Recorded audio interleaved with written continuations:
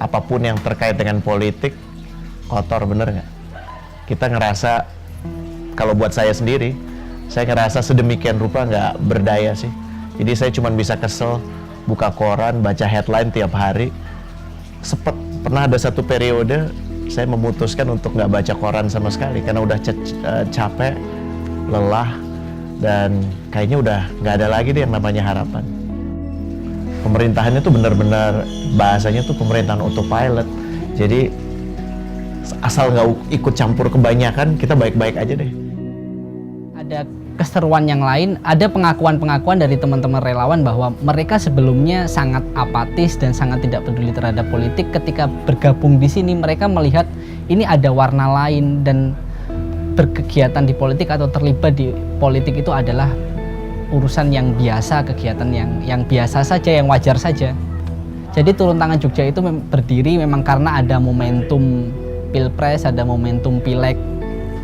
Tetapi yang luar biasa adalah setelah momentum-momentum tadi sudah lewat, semangat kerelawanan itu masih terus membara, teman-teman masih tetap bekerja, dan ada keyakinan bahwa aktif di kegiatan politik itu bukan hanya sekedar mendukung, ayo memilih, tapi setelah mereka memilih, kita juga harus pastikan kita bisa mengawal agenda-agenda politik yang mereka yang terpilih tadi.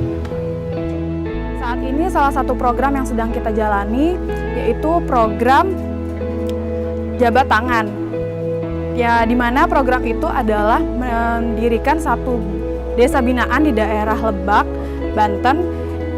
Kita mendirikan taman bacaan, kita mengajarkan beberapa pendidikan-pendidikan di luar sekolah, juga kegiatan-kegiatan keagamaan.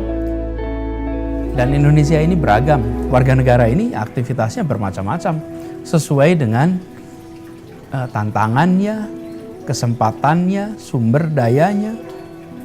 Jadi jangan pernah membayangkan aktivitas turun tangan ke depan simetris, di setiap tempat sama. Aktivitasnya asimetrik, di tempat satu dan tempat lainnya berbeda-beda. Satu hal yang sama, semuanya berpartisipasi aktif, semuanya mendorong orang-orang untuk mau terlibat di dalam aktivitas-aktivitas kemasyarakatan, dan semuanya melakukan ini untuk mengubah wajah publik Indonesia. Ketika kita tidak melihat masalah itu sebagai bagian dari kita, dan kita tidak mencari masalah dan menunggu orang lain untuk menyelesaikan masalah kita tidak akan berkembang sebagai bangsa, kita tidak akan tumbuh sebagai bangsa. Hingar-bingar politik di tahun 2014 kemarin itu hanya momen kecil dari perjalanan bangsa Indonesia. Masih banyak masalah-masalah di Indonesia yang perlu kita selesaikan. Karena itu kami di Turun Tangan menunggu keterlibatan teman-teman untuk bersama kami menyelesaikan masalah-masalah di Indonesia, untuk terciptanya Indonesia yang lebih adil, makmur, dan sejahtera.